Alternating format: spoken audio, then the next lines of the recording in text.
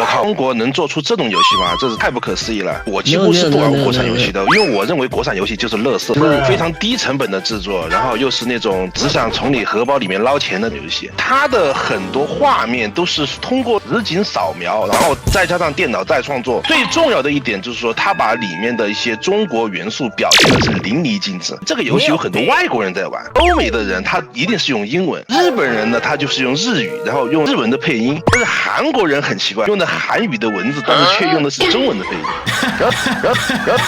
我自己观察，第一个难度上面来说，比一般动作冒险游戏还要难一些，会对一般人有点挑战。但那种很混的来说，就很虐的来说，它的难度又还好。所以我觉得黑悟空它定义到蛮聪明的，你太难就变很小众嘛。所以我觉得他一开始做的市场调查一定做得非常好。其实这也是这几年中国大陆很成功的地方，就是市场模型的分析，加上搭配现在 AI 的兴起嘛。而且别的不讲了，光一个题材是你自己熟悉的文化，对比假设有一天《权力游戏》去改编成为3A 大作的时候，你光搞它里面的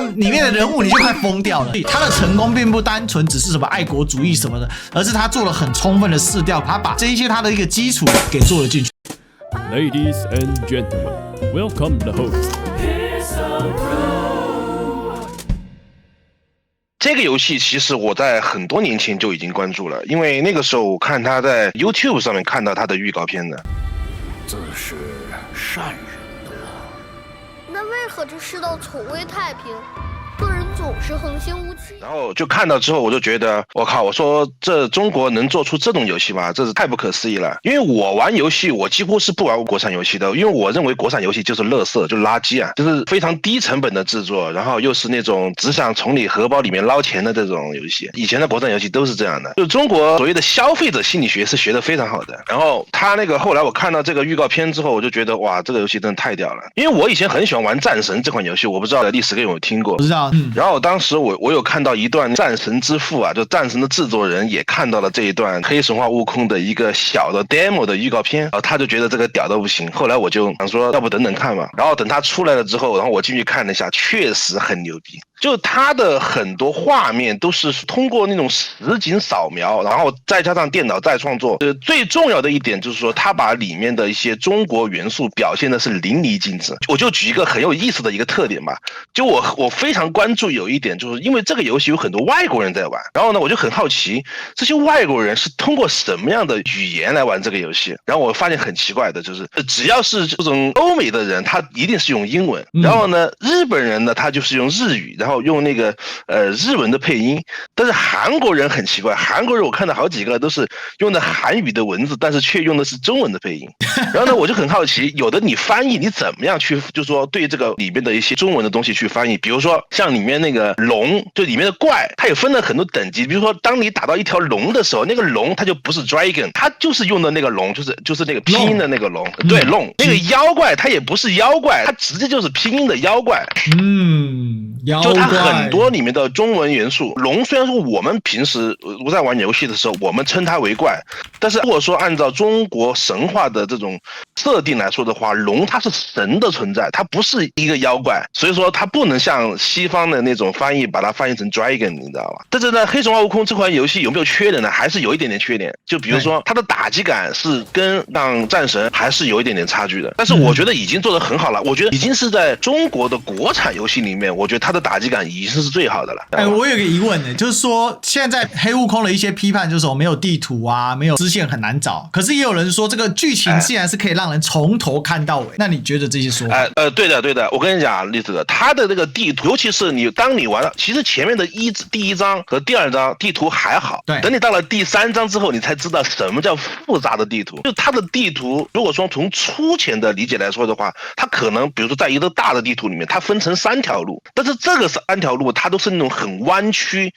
那种山路、水路，或者上面或者下面，它这种不规则的一些地图，就导致了就是说你在第一次游玩的时候，你不知道你该往哪边走。然后呢，它里面的那些支线任务其实跟那个宫崎英高的那个魂系列的游戏其实是很像的，都是在一个地图里面，它可能有一些特定的 NPC 站在那个位置，然后你跟他对话之后，然后呢，他会告诉你下一步。不像那种 MMORPG 那种，比如你接了个任务，上面给你提示，上面你有什么任务，让你其实怎么做，没有。如果说单纯从游戏本身来说的话，它绝对是一款不会输宫崎英高的一款游戏。就虽然说打击感这个东西它稍微弱一点，但是其他方面都是非常好的。我自己观察，当然我还没有玩啊，我看了大家的这个评论，还有我看了很多实况组，其中有一个比较是属于技术是属于很刚的那一种，那他也玩魂系玩多。跟大家讲什么是魂系游戏，魂系游戏就是很虐的意思啊，就让你玩很久，然后通关非常困难的那种，就是魂系游戏，就是很魂，就是你要被他虐得很惨，这个就是越魂越好。那像这个其中一个实况叫做这个平民百姓，我觉得他台湾的啦，他通关很厉害，他几乎都是一次通关，但是他有讲到几个点。第一个难度上面来说，比一般动作冒险游戏还要难一些，因为动作冒险游戏受众比较广嘛，所以如果单纯这个方面来说的话，会对一般人有点挑战。但那种很魂的来说，就很虐的来说，它的难度又还好。所以我觉得黑悟空它定义到是蛮聪明的，就是它在一个有点难又不太难，然后简单来讲打了一个非常安全的牌啦。你太难就变很小众嘛，你搞不好卖100万套都很难卖；太简单，大家又挑战又没办法。所以我觉得他一开始做的市场调查一定做得非常好。其实这也是这几年中国大陆很成功的地方，就是市场模型的分析加上搭配现在 AI 的兴起嘛，它锁定的非常好。首先他一定知道自己有一个极为广大基数的中国玩家群体，至少中国玩家帮他买个2000万套我觉得是有的。然后呢，文化的这个内容很多，但是呢他选了一个非常让人熟悉的经典题材做到烂的西游记的题材。因为西游记的题材在台湾可能已经比较久没更新了，但是在现在的台湾以前10年以前，大概这个题材还是反复的会出现在各种的戏剧里面，更别说中国大陆